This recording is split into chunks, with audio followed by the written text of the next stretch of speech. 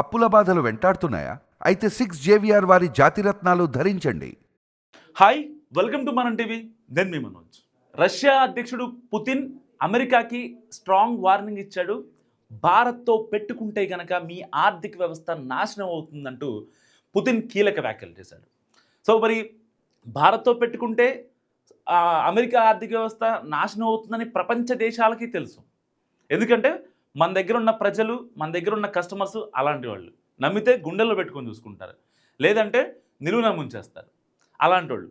మరి అలాంటి ఆర్థిక వ్యవస్థ మీద ఇప్పుడు మన ట్రంప్ మామ మన ఆర్థిక వ్యవస్థని డౌన్ చేయాలనే కొన్ని కుట్రలు పన్నుతున్నాడు కొన్ని రోజుల నుంచి.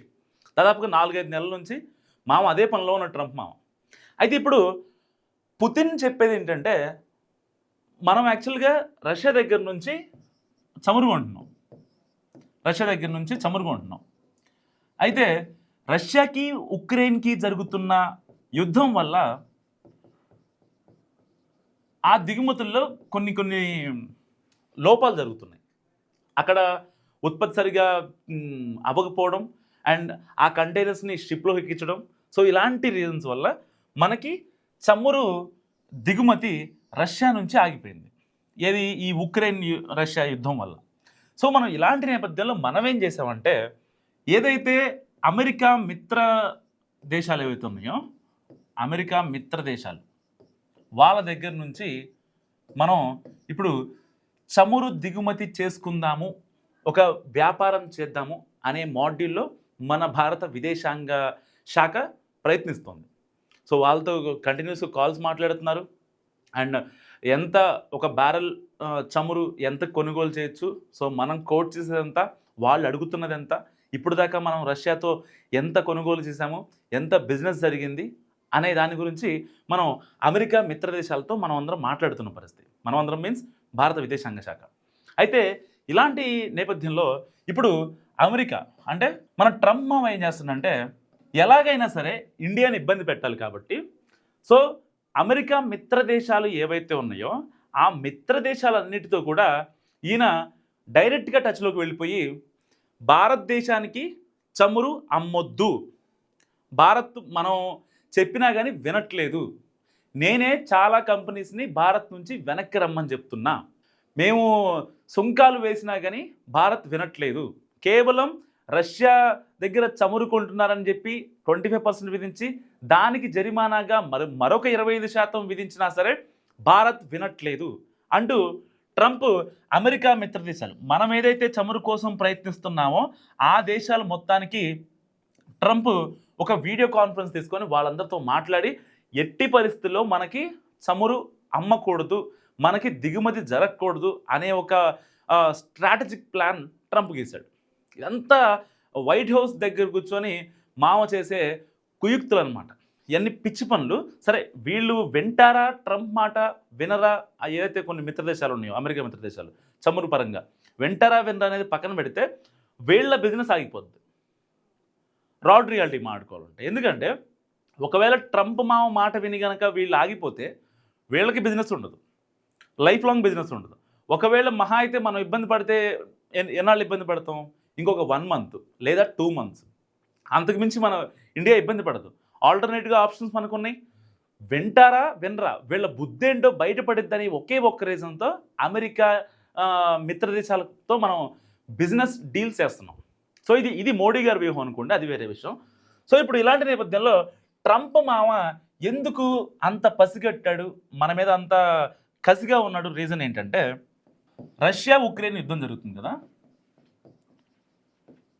రష్యా ఉక్రెయిన్ యుద్ధం జరుగుతుంటే రష్యా ఇండియాకి చమురు అమ్ముతుంది కాబట్టి ఇండియా దగ్గర నుంచి గట్టిగా డబ్బులు వస్తున్నాయి. ఆ డబ్బులతో, ఆ పెట్టుబడితో రష్యా ఉక్రెయిన్ మీద దాడి చేస్తుంది అనేది ట్రంప్ నమ్ముతున్న సిద్ధాంతం. సో ఇండైరెక్ట్గా ఇప్పుడు ప్రపంచ దేశాలకు ట్రంప్ చెప్పేది ఏంటి?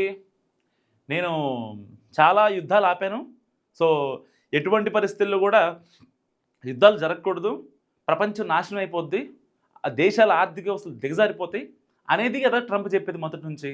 సరే, ఆయన చేస్తున్నాడో లేదా పక్కన పెట్టాడు, కానీ ఇదే ఒక్క రీజన్తో చూపించి ఆయన ఇండియాని బూచిని చేసే ప్రయత్నం చేస్తున్నాడు. సరే, వాళ్ళకి ఇష్టం లేదు రష్యా దగ్గర నుంచి మనం చమురు కొనడం. సరే, రష్యా దగ్గర నుంచి చైనా కూడా కొంటుంది కదా, చైనా కూడా చమురు కొంటుంది కదా. మరి చైనాకి 30%, మనకి ఇండియాకి 50% ట్యాక్స్ ఎందుకు వేస్తున్నారు మరి? అంటే పైకి ఒక రీజన్ చెప్తాడు, లోపల ఒకటి ఉంటుంది. సో ఇన్బిల్డ్ ఆల్రెడీ ఇండియా అంటే కోపం. ఎందుకు?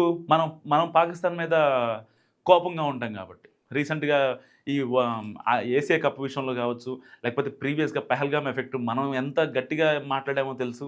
సో ఇలాంటి కొన్ని కాన్సిక్వెన్సెస్ నేపథ్యంలో ట్రంప్కి ఇండియా అంటే ఇష్టం ఉండదు. అందుకని H1Bకి గట్టిగా పెట్టాడు. అండ్ మన ఇండియన్ స్టూడెంట్స్ F1 వీసా మీద వెళ్ళిన వాళ్ళు కావచ్చు, లేకపోతే అక్కడున్న ఇండియన్స్ మీద కావచ్చు, ట్రంప్ చాలా గట్టిగా ఫోకస్ పెట్టాడు. ఇండియా నుంచి మళ్ళీ ఒకళ్ళు ఎవరు రాకూడదు అన్నట్టుగా అక్కడ ఆ భావజాలంతో కొన్ని పనులు చేస్తూ ఉన్నాడు. ప్రపంచం మొత్తం చూస్తూ ఉంది ట్రంప్ ఏం చేస్తూ ఉన్నాడు.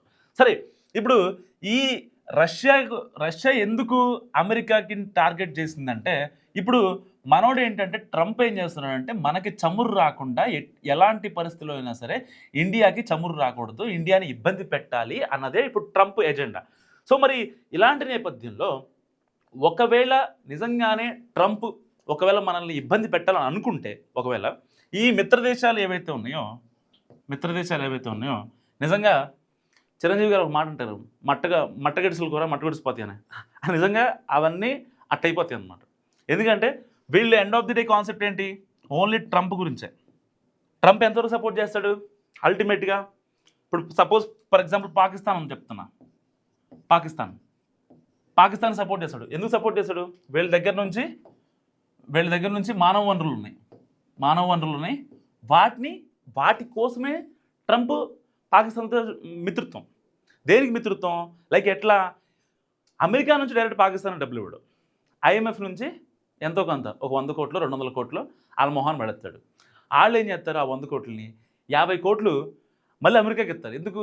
ఈ రక్షణ వ్యవస్థకి, ఈ టెర్రరిస్ట్ యాక్టివిటీలకి ఏదైతే వెపన్స్ కావాలో ఆ యాక్టివిటీ కోసం మళ్ళీ పాకిస్తాన్ నుంచి అమెరికాకి డబ్బులు వెళ్తాయి. సో రిమైనింగ్ 50 CR ఏం చేస్తారు?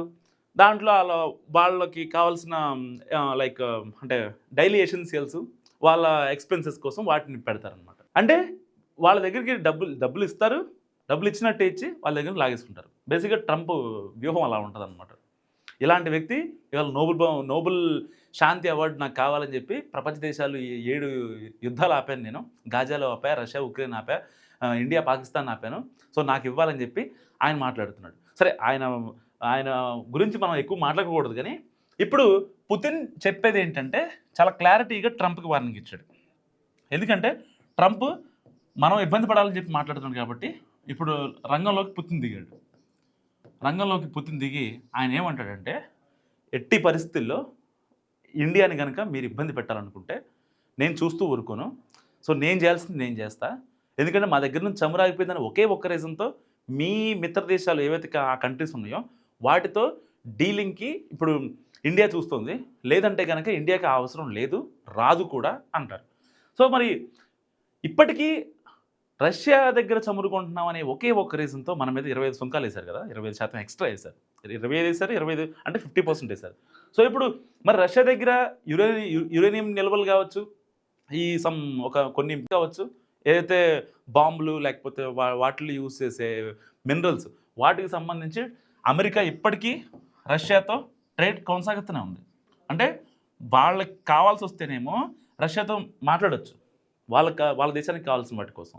ఓకే, మనం ట్రేడ్ చేస్తేనేమో ఇటు రష్యా ఉక్రెయిన్ యుద్ధానికి మనం ఇండైరెక్ట్గా మనం సపోర్ట్ చేస్తున్నాం అని చెప్పి మాట్లాడతారు. మరి సేమ్ రష్యా దగ్గర చైనా కూడా చమురుకుంటుంది. మరి వాళ్ళు చేస్తే లేదు, మనం చేస్తే వచ్చిందా? అంటే ఈ కాన్సిక్వెన్స్ నాకు అర్థం కావట్లేదు. ఇప్పుడు ఇక్కడ చమురు గురించి ఒక పెద్ద థర్డ్ వరల్డ్ వార్ జరుగుతుంది ప్రపంచ దేశాల మధ్య. ఎందుకు ఏంటి అంటే మన చమురు ఎట్టి పరిస్థితుల్లో ఇండియాకి రాకూడదు అనేదే ఒక రకమైన పాయింట్ ఆఫ్ వ్యూ ట్రంప్ది. సో మనం వాళ్ళకి చెప్పకుండా మనం రష్యా దగ్గర డీల్ చేస్తున్నాం, వీళ్ళ నియంత్రణలో లేము అనే ఒకే ఒక్క రీజన్తో ట్రంప్ ఇండియాని ఎలాగైనా సరే ఇబ్బంది పెట్టాలని చెప్పి చాలా విషయాలు చూస్తున్నాడు. అందుకనే మన దగ్గర ఉన్న కంపెనీస్ లాక్కుంటున్నాడు. మన దగ్గరికి ఏవైతే లైక్ కొన్ని మ్యానుఫ్యాక్చరింగ్ యూనిట్లు వస్తున్నాయో వాటిని కూడా మనం రేపొద్దున ఇండియా వెళ్తే మీకు ఇబ్బంది అవుద్దని చెప్పి కొంతమంది వెనక్కి లాగేసుకుంటున్నాడు. చాలా కంపెనీలు ఉన్నాయి. సో ఆ కంపెనీస్ మొత్తం ఇప్పుడు మళ్ళీ బ్యాక్ యూఎస్ వెళ్ళిపోయినాయి అనమాట. మరి ఇలాంటి నేపథ్యంలో ఇప్పుడు పుతిన్ వ్యాఖ్యలను ట్రంప్ ఏ విధంగా తీసుకుంటాడు? నిజంగా పుతిన్ చెప్పినట్టు ట్రంప్ వింటాడా? లేదు ఇంకా ఇబ్బంది పెడతా అనే ధోరణిలోనే ఉంటాడా అనేది మాత్రం వేచి చూడాల్సిందే. సో మరి పుతిన్ ట్రంప్ మీద చేసిన వ్యాఖ్యల గురించి, ఇచ్చిన ఒక స్ట్రాంగ్ మెసేజ్ గురించి మీరేమనుకుంటున్నారో నాకు కామెంట్ రూపంలో చెప్పండి. చూస్తూనే ఉండండి మనం టీవీ.